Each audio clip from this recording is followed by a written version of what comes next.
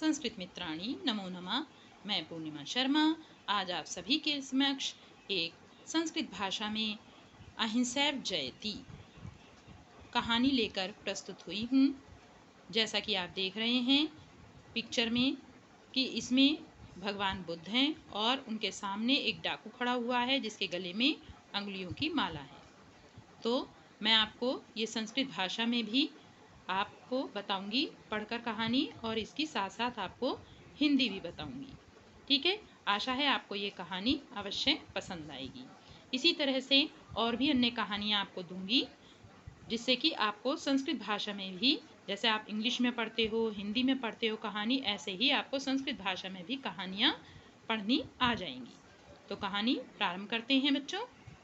अहिंसैव जयति, अहिंसा धन एव। यहाँ पर बच्चों आ और ए मिलकर देखिए दो मात्रा दिखाई दे रही हैं आपको, तो वृद्धि संधि हुई है, यानी अहिंसा की ही विजय होती है। तो शुरू करते हैं कहानी।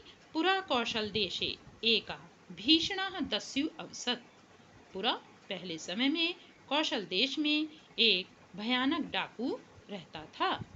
तस्य नाम अंगुलीमालः आसीत्, उसका नाम अंगुलीमाल था। लोका नाम लुंठनम हननम च तस्य दैनिकम कृत्यम। लोगों को लूटना और उनको मारना उसका प्रतिदिन का कार्य था।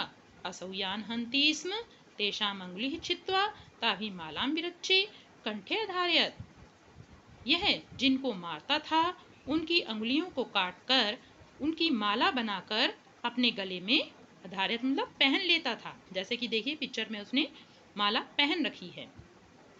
अतः तस्य अंगुलीमाल इति नामना ख्याति जाता, इसलिए उसकी अंगुलीमाल नाम से ख्याति यानी प्रसिद्धि हो गई।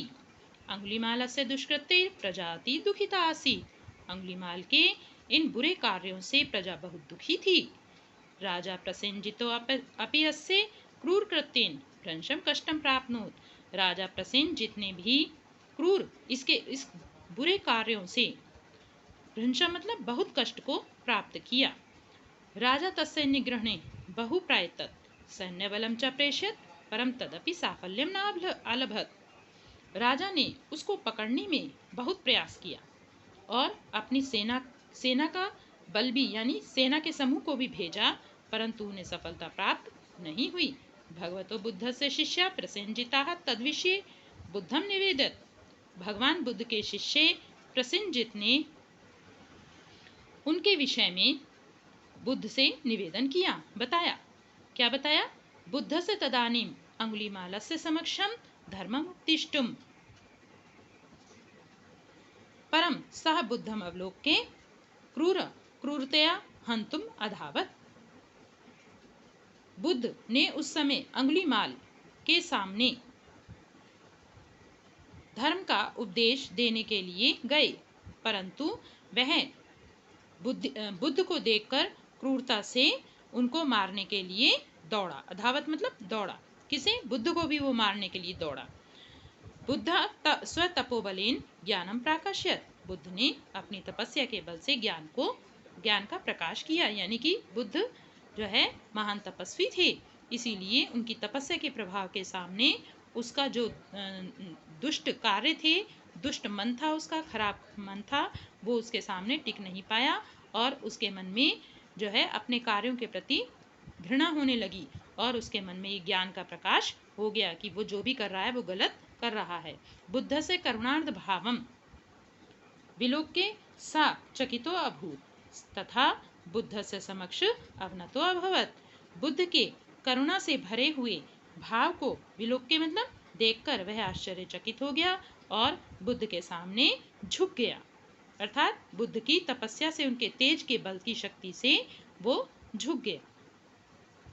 बुद्ध तदा धर्मस्य परिहितस्य प्रेम्णा करुणायाश्च शिक्षाम तस्मै चाददात। बुद्ध ने धर्म की, दूसरों से प्रेम की और करुणा की शिक्षा उसे दी। बुद्धस्य उपदेश प्रभावात अंगुलीमालस्य च अज्ञान अंधकारा नष्टा। बुद्ध के उपदेश के प्रभाव से अंगुलीमाल का अज्ञानता रूपी अंधकार नष्ट हो गया, यानी कि जो वो गलत कार्य कर रहा था ये गलत है ऐसा उसको समझ में आ गया। सा अंगुली नाम मालाम छित्वा खड्गम प्रक्षिपत। उसने क्या करा, जो उसने अपने गले में अंगुलियों की माला डाल रखी थी, उसे खड्गम मतलब तलवार से छित्वा मतलब काट कर, तलवार से काट दिया, और प्रक्षिपत मतलब फेंक दिया। सपरपीडनम हिंसा च परित्यज्य दया भावम प्राप्नोत। उसने दूसरों को सताना और हिंसा को छोड़कर वह दया भाव को प्राप्त हो गया, यानी कि वो दयालु बन गया। अब वो किसी के साथ भी इस तरह का कार्य नहीं करता था, दूसरों को नहीं सताता था। बुद्ध से स शिष्य अभवत, और वह भगवान बुद्ध का भी शिष्य हो गया। एवं हिंसायाम अहिंसाया एव विजयो अभवत। एवं इस प्रकार